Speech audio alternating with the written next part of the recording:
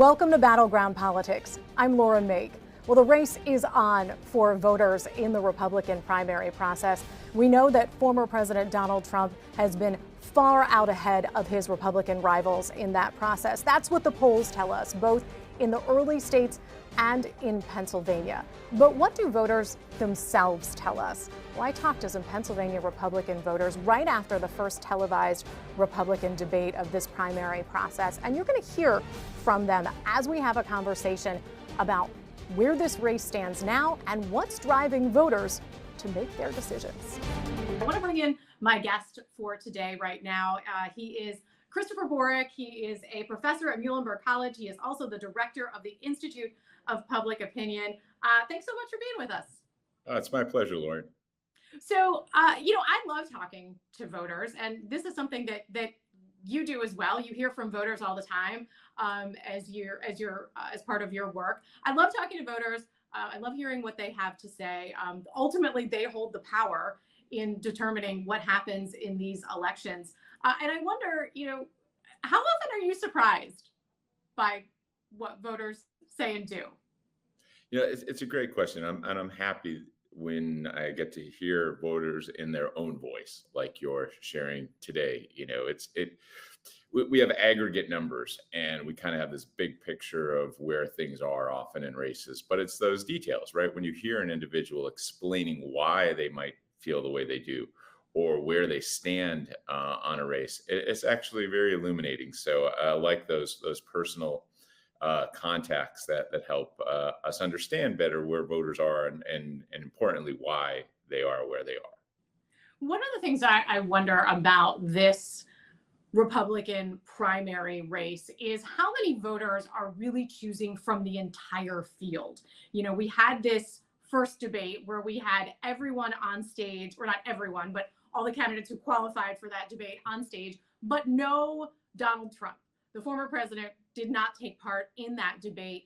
And I wonder how many voters are really picking from the entire field, including him, or whether they're either picking him or picking from that field on the stage. You know what I mean? It's a great question, Lauren. And certainly Donald Trump, former President Trump, stands out in the field. 100% name recognition, but generally liked still within Republican circles and Republican voters. So when you ask people in a poll right now, who you're leaning to, he stands out. He's miles away from any other candidate in the matchups. But then as you said, many Republican candidates simply don't know much about the candidates that are in the field. There's some names that have been around. Of course, Mike Pence has, name recognition too, because of being the vice president. But there are a lot of candidates that Republicans are just starting to get to know a little bit more about. They might have heard their name, might have known a little bit about them historically, but now they're running for president. And so this fall, I think you'll see that exposure go up, a little bit more of familiarity with the candidates, and we'll see if that has any ability to move the race. Again, the race, if you look at the polls right now, remains comfortably Donald Trump's to lose. But of course, as we go into the campaign and there's more exposure and more time, we'll see if that changes. Well, let's take a listen to some of the voters who I talked to right after that. This is the day after the debate, so it was fresh for them. The first one that we're going to hear from is Jody Delabarba from South Philadelphia. She told me that she is definitely voting for Donald Trump. She said if he is not on the ballot for some reason, she will write him in. So she is definitely in his column. She told me that she actually watched both the debate and the interview that he did with former Fox News host Tucker Carlson. They were on the same night. She watched the interview live and then taped the debate and watched that second. So you can see the priorities there. But I asked her specifically about a moment during that debate that you may remember where there were some boos from the audience. It was during a section of the debate where they were talking about the former president, and there was some criticism of him, and there were boos from the audience. The moderators actually had to turn around and get him to quiet down. Well, here's what she had to say about that moment and about the debate. I think that the boos were absolutely great. There should have been more. Some of the stuff they said was horrible, especially probably the worst one was Chris Christie. He was horrible. Was there anyone who did better than you thought? Yes, Vivek Ramaswamy.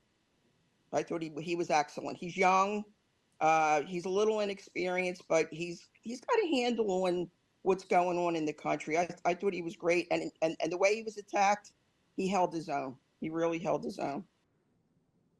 So you see there the danger for some of these candidates like Chris Christie, who has not been shy about criticizing the former president.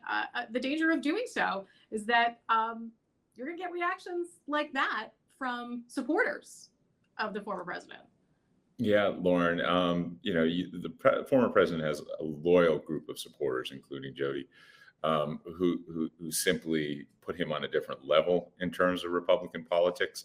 And anybody that goes after him, especially Republicans, are going to be, for that voting bloc, looked at very suspiciously and negatively. And that's the risk, right? And that's why you see people like Ron DeSantis, keep a distance in terms of going too personal, too much of an attack on Trump, which makes for an interesting dynamic, right? You have people running for office, the same office, and not going after the lead candidate, which usually is not the standard, if you will. You want to make up ground. You want to put hits on that person politically.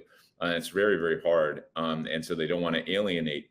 For example, if for some reason Donald Trump was to step aside in this race, a lot of the voters of the candidates would like to get the Trump voters that remain.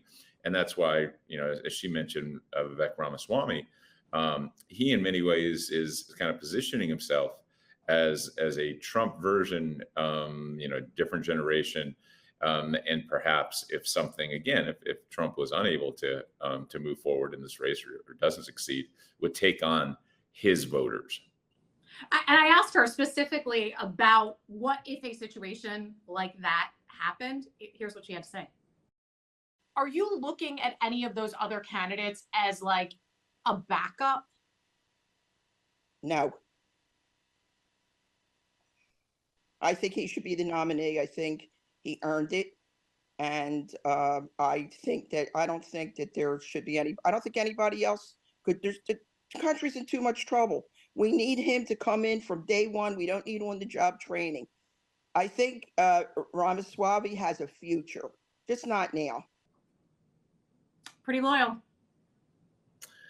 Yeah, again, for a lot of Republicans, Donald Trump is simply, again, on a different level in terms of their support, and it's deep and strong. And it would be interesting, right? You think into the future, if he wasn't there, what would those voters do? As she said, there's nobody else to do.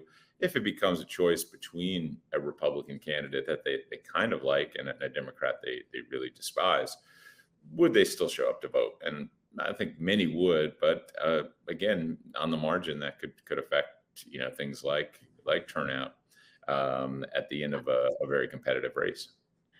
It is a really good point, and it's an important one in places like Pennsylvania, where you're going to have also a big Senate race on the ballot as well. So those down ballot candidates have to be watching all of this for what you just talked about, that possibility that what if Trump voters don't show up?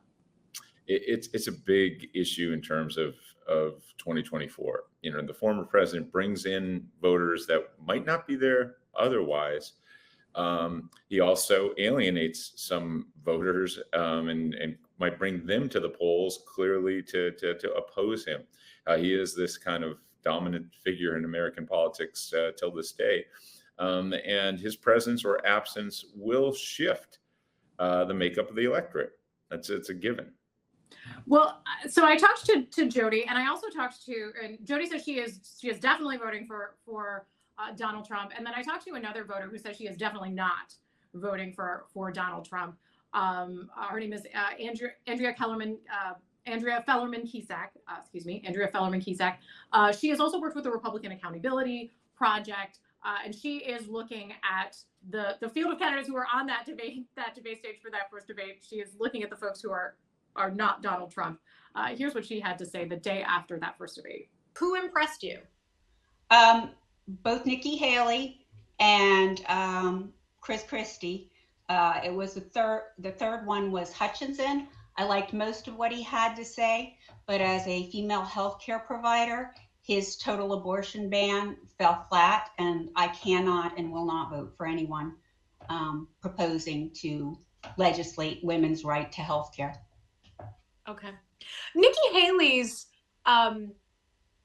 discussion around the abortion issue was interesting because she was also talking about the political realities of it. How did that play for you? I got the impression that she would be very much like Republicans like George Bush before her. While they had their own personal views of the pro-life movement, they did not seem eager to legislate it at a federal level, and seemed like they were open to a compromise on the issue. So that impressed me. So she was impressed by Nikki Haley and Chris Christie, and there you see that abortion issue cropping up. You know, we talk about the abortion issue as being a motivator in the general election. What about in the Republican primary? Is it a motivator for voters in the Republican primary? Yeah, it is, Lauren. And for a majority, the motivation is on the pro-life side, you know, and enacting stronger restrictions, continuing kind of the trend that we've seen. But there is a segment within the Republican electorate, including the voter you just spoke to, that on this particular issue have concerns about the direction of their party and the approach that's been taken. And those she was really interesting to listen to. There is a group within the Republican electorate right now that clearly is anybody but Trump. And that's who she is. Yeah. Well, not anybody, but yeah, there has to be not him. Exactly. That especially in this race, that they would look at the field very openly in those candidates that she mentioned, especially for more moderate, historically traditional Republicans, somebody like Chris Christie or Nikki Haley, as she mentioned, might be a better match. So there is that group, right? That group that is kind of maybe 25% of the electorate that just wants somebody else other than Trump right now. There's that maybe 30, 35, even 40% that it's Donald Trump, or that's the thing. And then there's that group that might lean Trump right now, but is still open, right? That's still open perhaps to somebody else if they can kind of win them over. How big is that group? That group is maybe 25, 30%, you know, if you look at it. There's a group, if you ask Republicans, you know, generally who they vote for, we see that Trump stands out. If you ask them, would they be open to somebody else? We see a significant portion say yes. Still, there's, as I said before, a really loyal core, 30, 40%. It's Trump. But again, if you can coalesce support around one candidate, it's as much easier said than done as a alternative to Donald Trump. There is a window, right? There is a window. It's difficult. And again, that would mean a coalescing of the field, which at this point is still very early to imagine. I talked to, I'm going to play one more person. This is Craig Byrd. He is a retired lieutenant colonel in Montgomery County. And here's what he had to say. He had notes of his candidate. So he was paying close attention to what people were talking about during that debate. Here's what he had to say. I've been studying Ramaswamy. Okay, he surprised me maybe a month ago, and I started doing a little digging on him, and I was like, wow. I mean, the guy is as close in charisma to John F. Kennedy. I mean, he can really speak well, communicate well, grasps problems really, really well, but of course, no experience. I thought he lived up to that expectation. I thought he did well.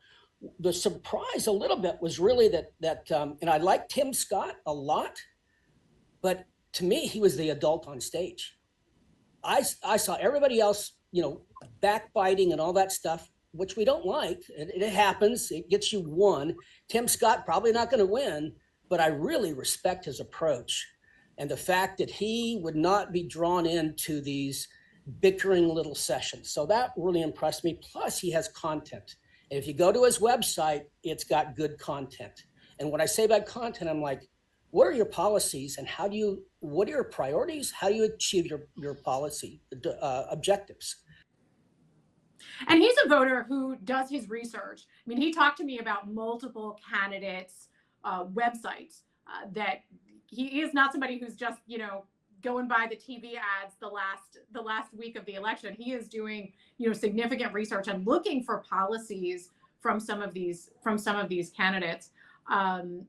So that was interesting. The other thing is that, Ramaswamy really did get people's attention. And the question is, can he hold it? Yeah, it's a great point. And then the voter, I think, was perhaps in that group that I had mentioned that still maybe leaning Trump, but open to other candidates and looking, and certainly in his case doing the research, as you said, which is always nice to see. And so as we move forward and we kind of think about which candidates might rise, you mentioned Ramaswamy. A lot of buzz after that debate, Lauren, was on him, right? He was the focus. If you looked at a lot of the attention that night, he's center stage. Candidates were challenging him, so he was in the spotlight a lot. He has a style that again, Donald Trump has his own very unique style, but it was kind of that really challenging attack style that a lot of Republicans say they want in a candidate. And so he's certainly received some attention. As we'll see how he holds up historically. If you look at campaigns after a debate, some candidates get a buzz of excitement around them. And then for various reasons under the spotlight fade. And so that is always the potential, but certainly he's someone within the ranks that is drawing lots of attention and interest in the race. How much pressure is on him then for the second debate?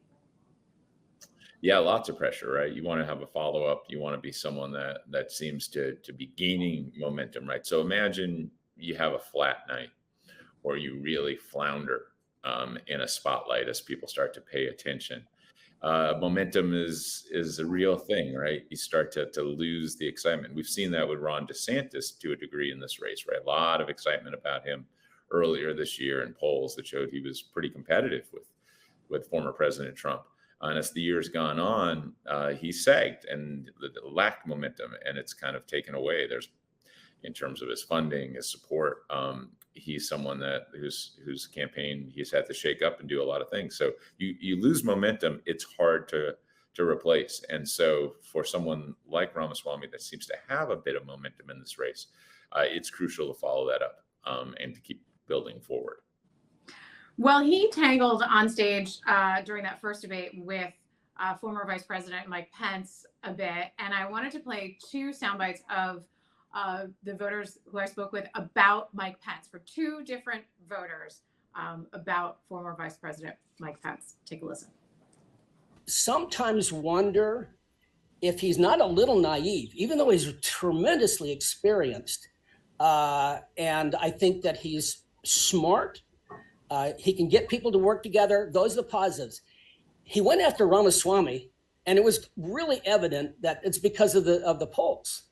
And okay, that may appeal to some people, but for someone like me who's really interested in your content, that aggressive nature doesn't tell me you're a leader any more than Chris Christie, who, by the way, his personality is more like Donald Trump than anybody else. And there he is bashing Trump for his personality, his character assassinations and everything. I'm like, but that's you. Your policies are somewhat different.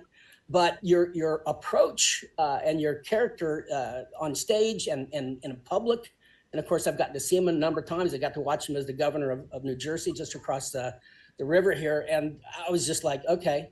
I thought it was sad that we have come to that point where we actually have to ask people if Mike Pence did the right thing to uphold and protect the Constitution. And that's where Hutchinson's got points, because I think he was on the right side of it, as was Chris Christie. And they all eventually came around in ways, but not everybody wanted to own up to it. I mean, I have my issues with Pence, but at the end of the day, he saved the democracy. Would you consider voting for him for president? Absolutely not. No, he's too far right. And he was a yes man for Trump. He really did. He did the right thing at the last minute, but overall, you know, he was part of the problem. So not a lot of love for Mike Pence. Where does that leave him? It leaves him in a really difficult situation, Lauren. And you saw it from those candidates, especially the last voter. You know, for those that may have liked what he did, you know, finally with the decisions, you know, that regarding the election confirmation, they say, okay, well, he did the right thing there, as she said, but they still bundle him negatively with Trump, right? That he's part of the Trump administration. And so you kind of win, you can't win either way. Then there are those that are, you know, very strong supporters of President Trump that just see him as someone that is a traitor for Donald Trump. He left them. And there's lots of animosity there. So you kind of have these extremes within the camps, which are pretty big segments of the voter group that have varying degrees of anger with you. His lane, as they say, is really, really small, and how he can move forward and build a coalition, a type of winning coalition in the Republican field, is incredibly challenging. So, you know, he is someone that I think, given his standing and his vice presidency and around, will be around for a long time in this race. I think he'll hang around. He has a voice that he wants to share, but it's a challenging path forward for him to be a legitimate contender in this race. And, you know, we mentioned at the top that it will be a while until this race officially gets to Pennsylvania, but Pennsylvania is looking at moving up its primary date. Those discussions are happening right now in Harrisburg, with a number of dates being tossed around. Given the importance of Pennsylvania in the general election, if Pennsylvania were to be moved up 3 to 4 weeks, say, you know, I think the earliest that's being looked at is March 19th. What does that do to the race right now in terms of how the candidates would need to think about Pennsylvania coming down the pike? Yeah, it would totally change it. We have been irrelevant to a large degree in presidential primary politics. That's odd for a state that's so prominent in terms of its standing in the general election. We're a star, if you will, in terms of general election races. But in primaries, we're an afterthought.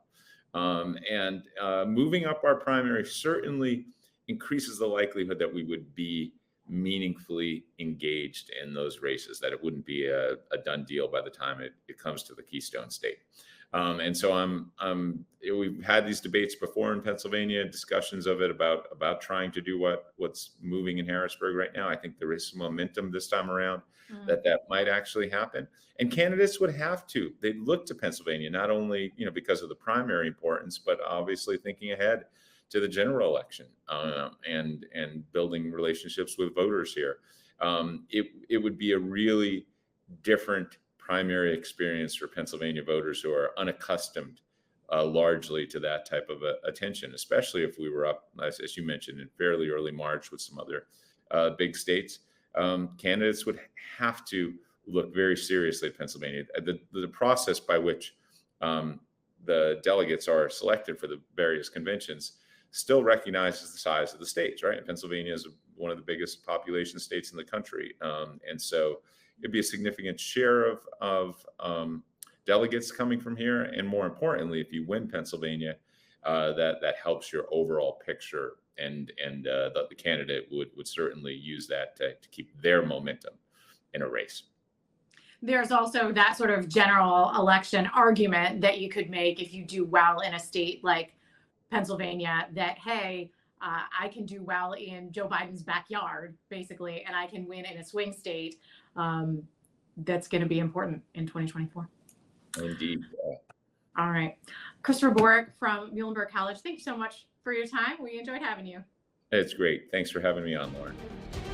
You can find more Battleground Politics on our website. Just go to NBCPhiladelphia.com/battlegroundpolitics. And you can subscribe for more episodes to come on our NBC10 YouTube page or wherever you get your podcasts.